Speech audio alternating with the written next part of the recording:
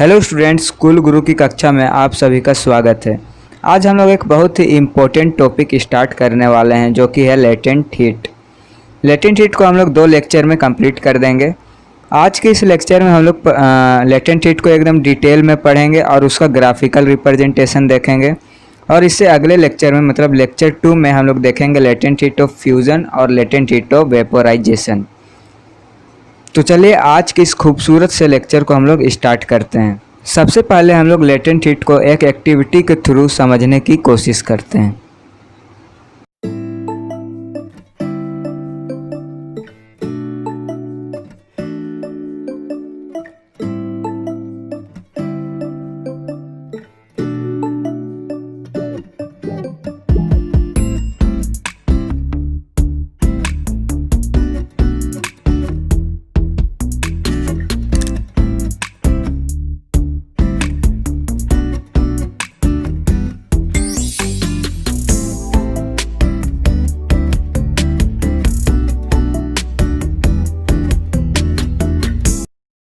इस एक्टिविटी को स्टार्ट करने से पहले हम लोगों को 2 टर्म समझना होगा, मेल्टिंग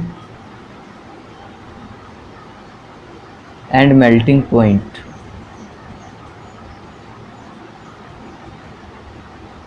मेल्टिंग एक तरह का प्रोसेस है जिसमें सॉलिड लिक्विड में कन्वर्ट होता है। अब हम लोग को पढ़ना है कि मेल्टिंग पॉइंट क्या होता है। तो जिस टेम्परेचर पे सॉलिड लिक्विड में कन्वर्ट होता है उसी को हम लोग बोलते हैं melting point. Temperature at which solid is converted into liquid is called melting point।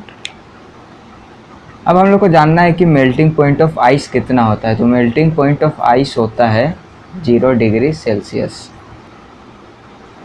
इस एक्टिविटी को स्टार्ट करने से पहले मैं आप लोगों को एक इम्पोर्टेंट चीज़ बता देता हूँ।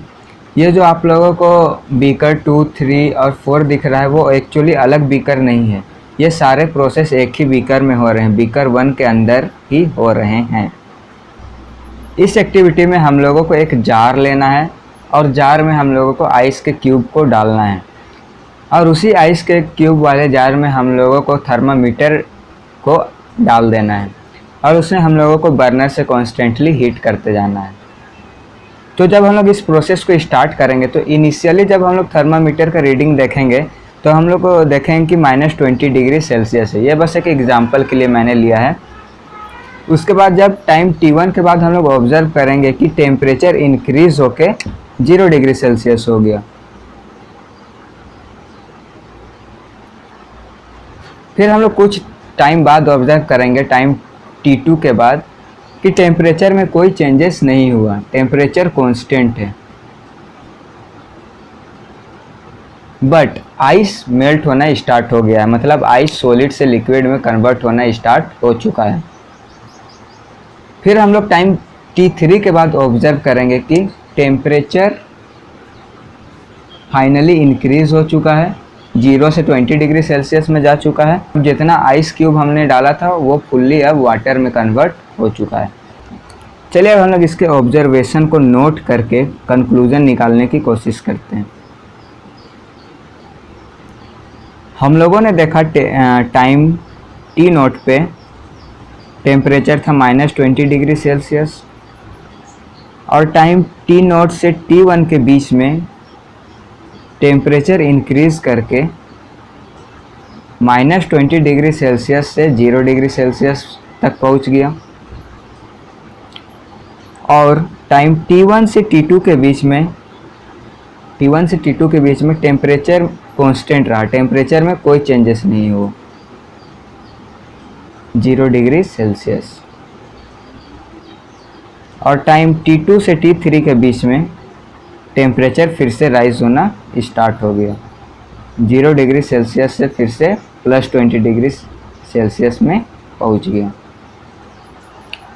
तो हम लोग यहाँ देख सकते हैं टाइम t1 से t2 के बीच में टेम्परेचर कांस्टेंट है, मतलब यहाँ टेम्परेचर में कोई चेंजेस नहीं हो। बट टाइम t1 से t2 के बीच में फेज चेंज होना स्टार्ट हो गया है, मतलब सॉलिड लिक्विड में कन्वर्ट होना स्टार्ट हो चुका है। अब हम लोग इस ऑब्जर्वेशन से एक ग्राफ प्लॉट करने की कोशिश करते हैं जिससे हम लेटेंट हीट को और अच्छे से समझ सकते हैं।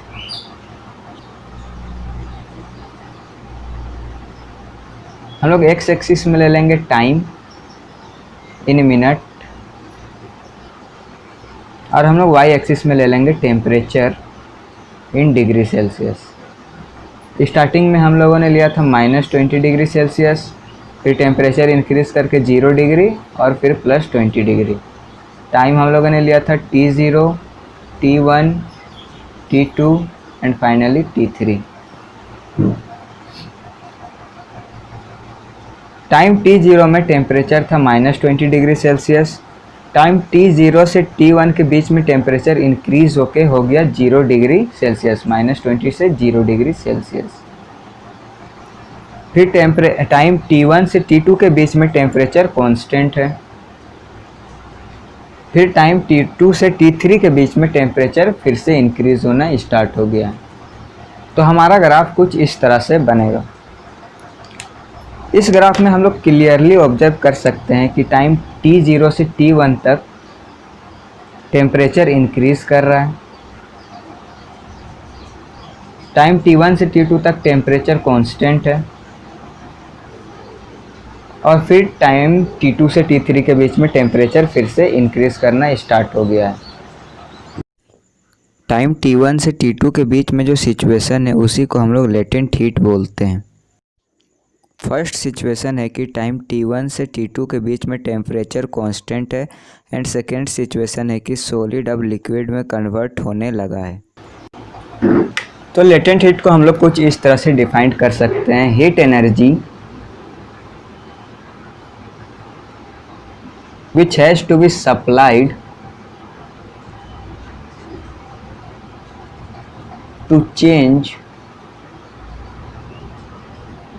the state of a substance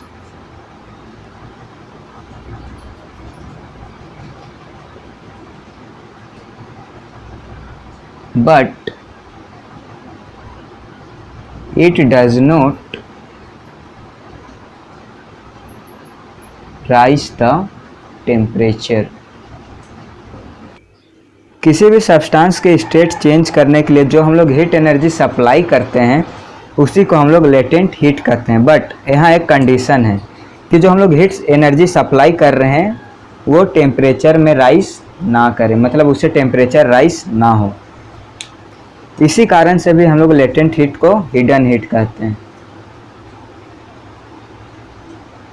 हम लोग तो एनर्जी सप्लाई कर रहे हैं बट उस एनर्जी से टेम्परेचर में कोई भी इंक्रीमेंट नहीं हो रहा है। तो चलिए अब हम लोग इस डेफिनेशन से इस ग्राफ को मैच करने की कोशिश करते हैं। तो यहाँ देखिए इस ग्राफ में टाइम T1 से T2 के बीच में यहाँ स्टेट चेंज हो रहा है क्योंकि जो आइस था वो अब लिक्विड में चेंज होने लगा है। और टाइम T1 से T2 के बीच में हमारा टेम्परेचर जो है वो कांस्टेंट है जो कि 0 डिग्री सेल्सियस है। आप लोगों के एग्ज़ाम में 1 मार्क्स का क्वेश्चन ऐसे ग्राफ से पूछा जा सकता है कि कौन सा रीज़न लेटेंट हीट के रीज़न को शो करता है। अब हम लोग एक इम्पोर्टेंट क्वेश्चन देखने वाले हैं जो कि एग्जामिनेशन पॉइंट ऑफ व्यू से बहुत ही इम्पोर्टेंट है। क्वेश्चन हम लोगों से बोल रहा है why latent heat does not cause a rise in temperature of a substance. Latent heat किसी भी सब्सटेंस का टेम्परेचर क्यों इंक्रीज नहीं करता है। तो चलिए अब हम लोग इसके आंसर को समझने की कोशिश करते हैं।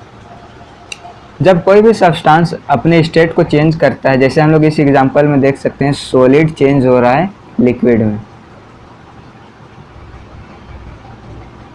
हम लोगों को पता है सॉलिड का जो inter particle force of attraction है वो स्ट्रॉन्ग है और लिक्विड का जो inter particle force of attraction है वो वीक। इसलिए जब हम लोग हीट एनर्जी सप्लाई कर रहे थे तो सारा हीट एनर्जी यूज़ हो रहा था काइनेटिक एनर्जी को इंक्रीज़ करने के लिए। बट 0 डिग्री सेंटीग्रेड पहुंचने के बाद जो हम लोग हीट एनर्जी सप्लाई कर रहे थे वो अब सारा यूज़ होने लगा फोर्स ऑफ अट्रैक्शन को ओवरकम करने के लिए, क्योंकि हम लोगों को पता है कोई भी सब्सटेंस बिना फोर्स ऑफ अट्रैक्शन को ओवरकम किए बिना वो स्टेट चेंज नहीं कर सकता। जैसे यहाँ आप लोग एग्जांपल के थ्रू देख सकते हैं, यहाँ आइस वाटर में चेंज हो रहा है। तो आइस का फोर्स ऑफ अट्रैक्शन बहुत ही स्ट्रॉन्ग है और वाटर का force of attraction as compare to ice weak है। हम लोग जो हीट सप्लाई कर रहे हैं वो फोर्स ऑफ अट्रैक्शन को ओवरकम करने के लिए यूज़ हो रहा है ताकि आइस वाटर में कन्वर्ट हो सके। तो लेटेंट हीट जो है वो यूज़ होता है फोर्स ऑफ अट्रैक्शन को ओवरकम करने के लिए। लेटेंट हीट काइनेटिक एनर्जी को कभी भी इंक्रीज़ नहीं कर, जिसके कारण सब्सटेंस का टेम्परेचर इंक्रीज़ नहीं होता। तो इसके आंसर को हम इजीली 3 पॉइंट में डिस्क्राइब कर सकते हैं। फर्स्ट पॉइंट हो जाए कि सभी सब्सटेंस के पार्टिकल के बीच में फोर्स ऑफ अट्रैक्शन प्रेजेंट होता है। सेकेंड पॉइंट में अगर किसी सब्सटेंसेस को अपना स्टेट चेंज करना है तो उसे फोर्स ऑफ अट्रैक्शन को ओवरकम करना ज़रूरी है। और थर्ड और इम्पोर्टेंट पॉइंट, जो हम लोग लेटेंट हीट सप्लाई करते हैं वो यूज्ड होता है फोर्स ऑफ अट्रैक्शन को ओवरकम करने में होता है। आई होप आप लोगों को यह टॉपिक समझ में आ गया होगा। अगर आप लोगों को इस टॉपिक से रिलेटेड किसी भी तरह का डाउट है तो आप मुझसे कमेंट सेक्शन में पूछ सकते हैं। Thanks for watching and please like share and do subscribe to my channel.